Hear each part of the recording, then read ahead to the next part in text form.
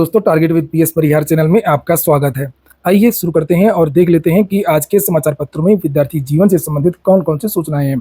आगे बढ़ने से पहले एक सूचना उन विद्यार्थियों के लिए जो विद्यार्थी एसएससी सीजीएल की तैयारी कर रहे हैं या एसएससी सीएचएसएल की तैयारी कर रहे हैं। ये दोनों भर्तियां इसी महीने आप लोगों को देखने को मिलेंगी। वे सभी अभ्यर्थी टेक्स्ट बुक के इस बेस्ट ऑफर का लाभ ले सकते हैं जिसका नाम है फ्यूचर ऑफिसर सेल। आपको पता होगा कि ऑनलाइन मॉक टेस्ट के लिए टेक्स्ट बुक सबसे बड़ा प्लेटफॉर्म है और यहाँ पे इनका जो ईयरली पास हुआ करता है जिसकी कीमत 699 रुपये हुआ करती है, इसकी कीमत मात्र 466 रुपये कर दी गई है। इसमें भी अगर आप लोग एक कोड लगा देंगे TWP तो आप लोगों को इसमें 12% की एक्स्ट्रा छूट भी मिल जाएगी। और ये जो ईयरली पास इनका होता है 466 रुपये का जो है, इसमें आप लोगों को भारत की सभी भर्तियों के मॉक टेस्ट मिलेंगे, केवल एसएससी के नहीं, UPPSC, railway, UPSI, UP police constable, जितनी भी भर्तियां होती हैं, लगभग 800 से ज़्यादा भर्तियों के 80,000 से ज़्यादा मॉक टेस्ट आपको इसमें मिलेंगे। वहीं पर प्रीवियस ईयर क्वेश्चन पेपर भी आपको इसमें मिलेंगे। जैसे यहाँ पर लिखा है एसएससी सीजीएल के 254 प्रीवियस ईयर पेपर, सीएचएसएल के 277 प्रीवियस ईयर पेपर और सीजीएल के 991 मॉक टेस्ट और सीएचएसएल के जो मॉक टेस्ट हैं वो इसमें 973 हैं। तो लिंक मैंने इसकी डिस्क्रिप्शन बॉक्स और कमेंट बॉक्स में दे दी है, तो आप लोग जल्दी जाकर के इसके ऑफर का लाभ ले सकते हैं। और शुरू करते हैं आज की सूचनाओं के लिए। शुरू करते हैं। अब पहली जो सूचना है वो है असिस्टेंट प्रोफेसर भर्ती की। लिखा है निदेशालय को भेजी असिस्टेंट प्रोफेसर के रिक्त पदों की सूचना। प्रदेश के अशासकीय सहायता प्राप्त महाविद्यालयों में असिस्टेंट प्रोफेसर के रिक्त पदों की सूचना उच्च शिक्षा निदेशालय को भेज दी गई है। सत्यापन के बाद उत्तर प्रदेश शिक्षा सेवा चयन आयोग को अधियाचन भेजा जाएगा और इसके बाद आयोग नई भर्ती के लिए विज्ञापन जारी करेगा। रिक्त पदों की संख्या अभी तय नहीं है। कॉलेजों से मिली रिक्त पदों की सूचना के आधार पर अधियाचन तैयार करने के लिए उच्च शिक्षा निदेशालय ने कमेटी के गठन का निर्णय लिया है। यह कमेटी अगले सप्ताह तक काम शुरू कर देगी और इसके बाद प्रदेश के जिन कॉलेजों से रिक्त पदों की सूचना आई है उनका सत्यापन कराया जाएगा। यह सत्यापन भी होगा कि रिक्त पद रिक्त होने की वजह क्या है। शिक्षकों के तमाम ट्रांसफर होने या रिटायर होने के कारण खाली हुए होंगे। वहीं पर कुछ पद शिक्षकों के निधन होने, पद छोड़ देने या अन्य कारणों से भी खाली होते हैं। सत्यापन पूरा होने पर अधियाचन तैयार किया जाएगा। निदेशालय के सूत्रों का कहना है कि रिक्त पदों का अधियाचन जुलाई के पहले सप्ताह तक शिक्षा सेवा चयन आयोग को भेजने की तैयारी है। और यहाँ पर लिखा है कि मुख्यमंत्री ने भी भर्तियों को जल्द भरने के निर्देश दिए हैं। और इधर लिखा है उत्तर प्रदेश शिक्षा सेवा चयन आयोग को स्थायी अध्यक्ष और स्थायी सचिव, 4 स्थायी उप सचिव भी मिल जाने की उम्मीद है। 4 उप सचिवों की नियुक्ति के लिए आवेदन की प्रक्रिया चल रही है। वहीं स्थायी अध्यक्ष के लिए आवेदन की प्रक्रिया काफी पहले पूरी हो चुकी है। लोकसभा चुनाव की आचार संहिता के कारण नियुक्तियां अटकी हुई थी। और यहाँ पर लिखा है कि सीएम ने दिए हैं जल्द भर्तियां करने का निर्देश। पिछले दिनों उच्च शिक्षा विभाग के अफसरों के साथ हुई बैठक में मुख्यमंत्री योगी आदित्यनाथ ने भर्तियां शुरू करने के निर्देश दिए थे, जिसके बाद भर्ती संस्थाओं पर दबाव बढ़ा है और यही वजह है कि उच्च शिक्षा निदेशालय भी रिक्त पदों का अधियाचन तैयार करने में जुट गया है। अगर निदेशालय जुलाई में शिक्षा सेवा चयन आयोग को अधियाचन भेज देता है तो अगस्त या सितंबर में आयोग नई भर्ती के लिए विज्ञापन जारी कर सकता है। पहले शिक्षक भर्तियों की बात कर लेते हैं, उसके बाद में हम लोग उत्तर प्रदेश लोक सेवा आयोग और अन्य भर्तियों की बात करेंगे। आज के समाचार पत्रों में बहुत सारे राज्यों के बारे में जानकारी दी गई है। अलग अलग राज्यों में भर्तियों की तैयारियां चल रही हैं। राजस्थान, उत्तराखंड और मध्य प्रदेश इत्यादि के बारे में मैं पहले जानकारी दे चुका हूं। और यहाँ पर आप देख सकते हैं ये मामला झारखंड का है। आज ही का समाचार पत्र है और यहाँ पर लिखा कि झारखंड में 35,000 पदों पर सितंबर महीने तक नियुक्ति की प्रक्रिया पूरी होगी। झारखंड विधानसभा चुनावों से पहले राज्य को शिक्षक, सिपाही, महिला पर्यवेक्षिका, पारा मेडिकल स्टाफ समेत अन्य कर्मी अधिकारी मिल जाएंगे। मुख्यमंत्री चंपाई सोरेन ने गुरुवार को विभिन्न विभागों में 35,000 पदों को सितंबर तक भरने का निर्देश दिया है। बहुत शीघ्रता से भर्ती होगी और जिन जिन राज्यों में चुनाव होने वाले हैं 1 या 2 सालों में, उन राज्यों में सबसे ज्यादा भर्तियां देखने को मिलेंगी। 2 दिन पहले इसके बारे में समाचार पत्रों में जानकारी भी दी गई थी। जैसे चुनावी झटके वाले राज्यों में खटाखट खुली नौकरियां, बिहार, हरियाणा, उत्तर प्रदेश, राजस्थान, बहुत सारे राज्यों की यहाँ पर बात की गई थी। उत्तर प्रदेश में तो चुनाव के बाद में सबसे पहले बैठक हुई थी और उसके बाद में ये राजस्थान, आप देख सकते हैं राजस्थान में बैठक हुई। कल झारखंड में बैठक हुई और आज बिहार में एक बड़ी बैठक है कैबिनेट की, जिसमें बहाली से संबंधित निर्णय लिए जा सकते हैं। मैं अभी वो न्यूज भी आपको दिखाऊंगा। यहाँ पर लिखा है कि युवाओं को रोजगार से जोड़ने के लिए सरकार प्रतिबद्ध है। बात झारखंड की है। ऐसे में सरकारी विभागों में जो रिक्तियां हैं और जिन पदों पर नियुक्तियां की जानी है उसकी चयन प्रक्रिया जल्द से जल्द शुरू की जाए। सभी नियुक्तियों में सरकार की नियुक्ति और नियमावली और रोस्टर का पालन होना चाहिए। और ये भी आज ही का समाचार पत्र है अब बात बिहार की है और यहाँ पर भी लिखा है कि कैबिनेट की बैठक आज, बहाली पर फैसला संभव। नीतीश कैबिनेट की 3 माह बाद शुक्रवार को बैठक होगी। बैठक शाम 4:30 बजे बुलाई गई है। इसमें रिक्त पदों को लेकर के अहम फैसला हो सकता है। कई विभागों की विकास योजनाओं पर भी निर्णय होगा। ये देखिए लिखा हुआ, रिक्त पदों को लेकर के अहम फैसला हो सकता है। और यहाँ पर और भी बहुत सारी बातें लिखी हैं, लेकिन मेन बात है बहाली को लेकर के। और चूंकि बिहार में तो अगले साल ही चुनाव है, लिखा कि 3 महीने बाद शुक्रवार को होने वाली बैठक में बड़ी संख्या में बहाली करने के निर्णय लिए जाने की संभावना है, और सब बातें लिखी हैं। तो देखते हैं कि नीतीश चाचा क्या बोलते हैं। अगली सूचना नीट को लेकर के है। लिखा, नीट में ग्रेस अंक पाए छात्रों की दोबारा होगी परीक्षा। केंद्रीय शिक्षा मंत्री धर्मेंद्र प्रधान बोले, ना तो भ्रष्टाचार और ना ही पेपर लीक हुआ है। और वहीं पर बगल में दूसरी खबर देखिए, ये लिखा है, ईओयू को शक है कि दूसरे राज्य से नीट का लीक पेपर बिहार के सेंटर तक पहुंचा। तो ईओयू सही बोल रहा है कि भारत के शिक्षा मंत्री सही बोल रहे हैं? ये दोनों ही सूचना यहाँ पर लिखी हैं। पहले ये देख लेते हैं ईओयू का क्या कहना है। और नीट धांधली की जांच कर रहे ईओयू को अब तक पड़ताल में यह सुराग मिला है कि पेपर लीक बिहार में नहीं हुआ। यह हरियाणा और राजस्थान के पास किसी स्थान पर लीक होने के बाद बिहार के सेंटरों पर व्हाट्सएप के जरिए पहुंचा और यहां से चुनिंदा लोगों को भेजा गया। ईओयू इसमें एनटीए की मदद चाहता है ताकि सही मायने में प्रश्न पत्र कहां से लीक हुआ इसका खुलासा हो सके। तो ये तो ईओयू का कहना है, और धर्मेंद्र प्रधान कह रहे हैं कि पेपर लीक नहीं हुआ है। चलिए देखते हैं। और वैसे बताएं, ये भारतीय जनता पार्टी की सरकार कुछ चीज़ों में तो अपनी किरकिरी करा लेती है। जैसे लोक सेवा आयोग में पेपर लीक हुआ था, पुलिस कांस्टेबल का पेपर लीक हुआ था, पूरी फजीहत करवाने के बाद में पेपर रद्द किया। नीट का पेपर भी रद्द होने की उम्मीद है, लेकिन जब तक पूरी फजीहत नहीं करवा लेगी भारतीय जनता पार्टी की सरकार, राज्य सरकार जो भी हो, तब तक ये नहीं करेंगे। और अच्छाई इसी में थी कि जैसे ही ये बिहार वाला मामला जब हाईलाइट हुआ था, पेपर लीक का रिजल्ट आने के पहले ही चर्चाएं थी, पेपर लीक की बहुत सारी सूचनाएं मिली थी, ईओयू को बहुत सारे सबूत मिले थे, पुलिस को मिले थे, बिहार में बहुत सारी गिरफ्तारियां हुई थी नीट पेपर लीक को लेकर के, और लगभग सिद्ध भी हो चुका था, लेकिन फिर भी पेपर को रद्द नहीं किया गया। देखिए यहाँ पर क्या लिखा है कि केंद्र सरकार और राष्ट्रीय परीक्षण एजेंसी ने गुरुवार को सुप्रीम कोर्ट को बताया कि नीट 2024 में शामिल 1563 छात्रों को दिए गए ग्रेस अंक को रद्द कर दिया गया है।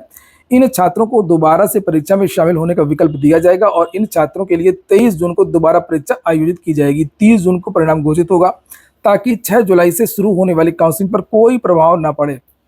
तो कुछ जो छात्र हैं उनके नंबर बहुत ज़्यादा हो गए थे, और फिर एनटी ने बताया कि हमने उनको ग्रेस मार्क दिया है, तो ग्रेस मार्क को हटाया गया।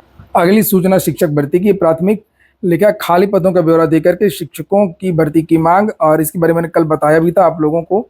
लिखा, लोकसभा चुनाव के बाद एक तरफ जहां विभिन्न विभागों में अभियान चला करके खाली पदों पर भर्ती की प्रक्रिया गति पकड़ने लगी, वहीं प्रदेश में शिक्षकों की भर्ती के लिए एक बार फिर युवाओं ने मांग तेज कर दी है। इस क्रम में बुधवार को मुख्यमंत्री के जनता दर्शन में पहुंचे भर्तियों ने खाली पदों का ब्यौरा देते हुए प्रदेश में जल्द ही नई शिक्षक भर्ती की मांग की है। डीएलएड प्रदेश अध्यक्ष नीतीश पांडे के नेतृत्व में पहुंचे युवा मुख्यमंत्री से मिलना चाहते थे, लेकिन उनकी मुलाकात नहीं हो सकी। अभ्यर्थियों ने उनके सचिव को ज्ञापन देते हुए बताया कि पीएबी की रिपोर्ट के अनुसार प्रदेश में शिक्षकों की 1.25 लाख से ज्यादा पद रिक्त हैं और 2018 से भर्ती नहीं आई है।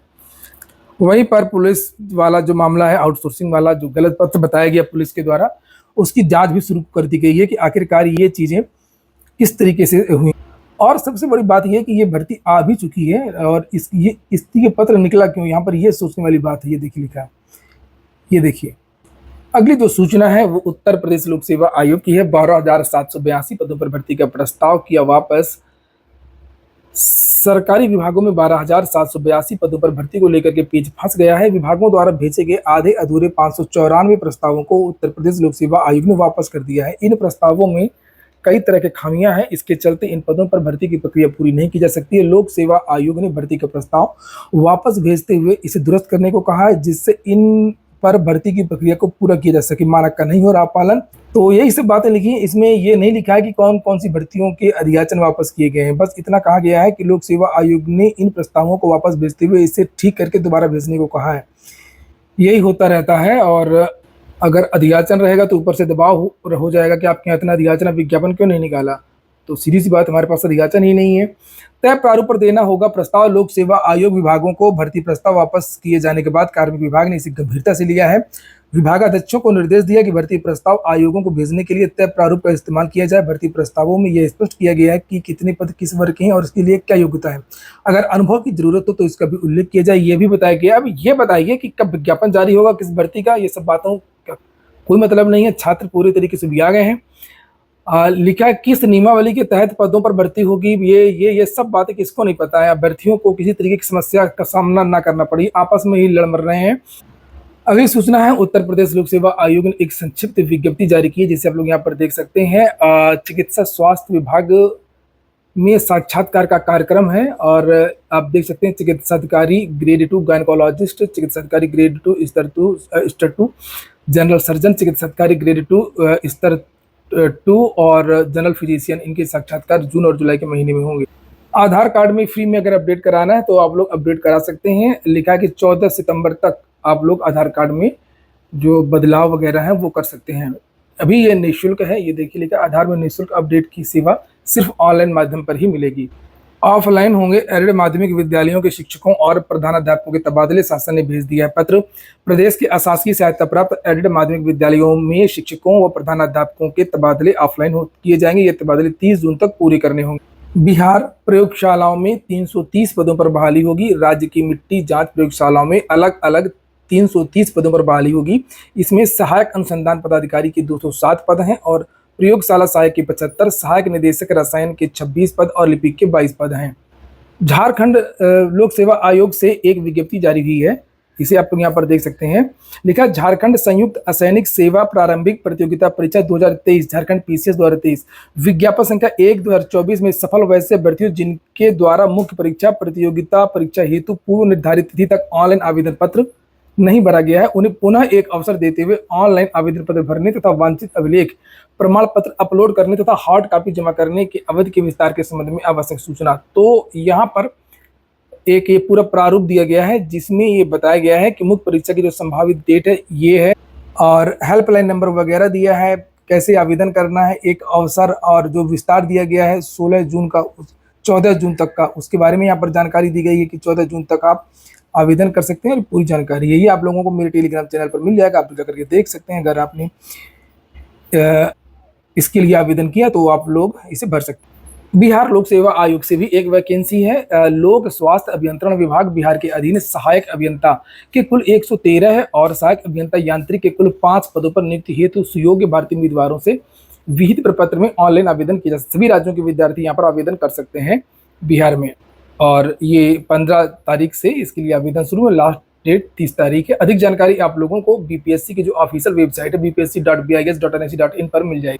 अग्निवीर भर्ती में कई बदलाव हो सकते हैं, मैंने कल एक वीडियो भी बनाया था और इसमें इनकी अवधि जो है 4 साल की उसको बढ़ा करके 8 साल करने के साथ ये 8 साल करने का कहा है सेना ने खुद प्रस्ताव दिया है और लिखा सेना चाहती है कि 60 से 70% लोगों को रखा जाए, जैसे 25% लोगों को बाहर कर दिया जाता है।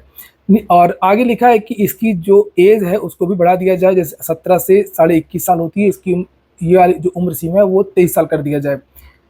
तो बहुत सारी चीज़ें हो सकता है कि देखने को मिले। इलाहाबाद विश्वविद्यालय की सूचना है, ऑनलाइन माध्यम से PGAT में शामिल होंगे 16,712 छात्र। स्नातक प्रवेश परीक्षा PGAT 2024 की प्रवेश परीक्षा के लिए आवेदन की प्रक्रिया पूरी हो गई है। इलाहाबाद यूनिवर्सिटी कैंपस और संगठक कॉलेजों में स्नातक के 60 से अधिक पाठ्यक्रमों को करीब 10,000 सीटों पर प्रवेश के लिए 35,673 अभ्यर्थी अंतिम रूप से शुल्क जमा करने के बाद मैदान में हैं। इनमें से 16,712 परीक्षार्थी ऑनलाइन परीक्षा के लिए और 18,961 परीक्षार्थी ऑफलाइन परीक्षा के लिए पंजीकृत हैं। और अगर स्नातक की बात करें तो स्नातक के बारे में भी जानकारी दी गई है। CUET के परिणाम के आधार पर तय होगी पंजीकरण की तिथि। इलाहाबाद यूनिवर्सिटी के स्नातक पाठ्यक्रमों में प्रवेश के लिए पंजीकरण प्रक्रिया संयुक्त विश्वविद्यालय प्रवेश परीक्षा के परिणाम के आधार पर तय होगी। इलाहाबाद विश्वविद्यालय प्रशासन CUET का परिणाम आते ही पंजीकरण की प्रक्रिया शुरू कर देगा। अंतिम सूचना है पुलिस कांस्टेबल भर्ती एग्जाम की और पुलिस कांस्टेबल भर्ती की। लिखा हुआ है कि भर्तियां तो बहुत निकालना था, प्रोग्राम बहुत था सरकार का, लेकिन पेपर लीक की वजह से सारी जो प्रक्रिया वो ठप हो गई। इसमें लिखा सिपाही भर्ती परीक्षा में पेपर लीक ने बिगाड़ दिया भर्ती बोर्ड का कैलेंडर। चूंकि पुलिस कांस्टेबल के अलावा भी ये देखिए लिखा है, बीते 6 माह के दौरान पुलिस विभाग के करीब 80,000 पदों पर भर्तियां इस वजह से अटकी हैं, पेपर लीक की वजह से। फिलहाल भर्ती बोर्ड का पूरा फोकस सिपाही भर्ती की दोबारा लिखित परीक्षा कराने को लेकर के है, जिसके बाद अन्य पदों पर भी भर्ती की प्रक्रिया को अमली जामा पहनाया जाएगा। सूत्रों की माने तो सिपाही नागरिक पुलिस के अलावा पीएससी, यूपीएसएसएफ और फायर सर्विस में भी 15,000 पदों पर भर्ती का प्रस्ताव बोर्ड ने तैयार किया था। इनमें से पीएससी की 3 महिला वाहिनियों में होने वाली भर्तियां भी शामिल हैं। बोर्ड ने बीते वर्ष नवंबर माह में सिपाही भर्ती के साथ कंप्यूटर ऑपरेटर के करीब 1,000 पदों तथा मिनिस्टीरियल संवर्ग के 910 पदों पर भर्ती की प्रक्रिया को शुरू किया था। ये सारी जो भर्तियां हैं ये सब सारी भर्तियां होनी थी। सिपाही भर्ती का पेपर लीक होने के बाद भर्ती बोर्ड में मचे हड़कंप की वजह से बाकी पदों पर भर्ती की प्रक्रिया थम गई।